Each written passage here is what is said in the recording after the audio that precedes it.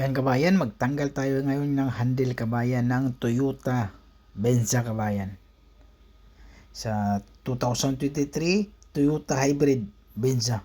Hybrid din siya kabayan ha. So pwede siya sa Venza yan. So pwede siya sa double purpose siya, pwede sa gasolina, pwede siya sa electric. So yan, tatanggalin natin yung panel. So tanggal na agad yung panel kabayan oh. So dalawang bolt lang siya. Dalawang bolt lang pala dyan. So, tapos kabayan, tanggalin na natin yung side mirror. So, yung side mirror naman, mayroong cover yan sa kabila. Yun, tanggalin natin yung wiring. Yan, tapos sa loob, mayroong 10 mm na bolt. Tapos tatlo yan sa kabayan. So, kailangan natin iangat yung window para makakuha sa ilalim. Tapos, ganun lang kasimple tanggalin. So, easy lang siya kabayan. Tapos, sa handle naman, tanggalin natin yung cover. Tapos, flower yan siya kabayan. Lahat ng Toyota kabayan, flower yan siya kabayan ha. Pagtanggal. Yan. Nakita mo yung ipasok ko yan o. Flower yan siya. Tapos, tanggalin natin yung cover na yung puti. Kasi sa loob may lock siya. So, importante yung kabayan, yung lock. Kasi kailangan may lock talaga yan dyan. Tapos, pag magkabit ka, huwag mo kalimutan yung lock. Lock siya kayong wiring, mayroong wire yun. Ito yung tinuro ko.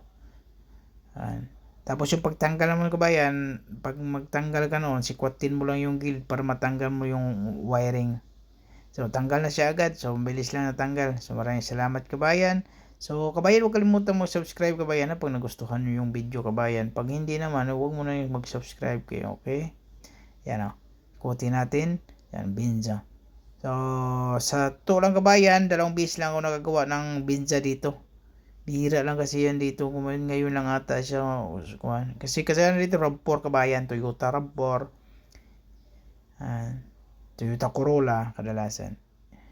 Toyota Highlander. Yan. Yung Toyota Land Cruiser nga kabayan. Hindi ko nagagawa ng Land Cruiser dito eh. Yan o. So, ang repair pala niya kabayan, bago yung pintuan. Tapos blending yung rear. Yung blending yung fender. Ito kabayan, pintuan sa tapos Toyota tanggal pala dito ng Venza. So paano tanggalin to si kabayan? Kahit na marunong kabayan, kunwari yung nung isang araw nagtanggal ka ng ganito, so alam mo na.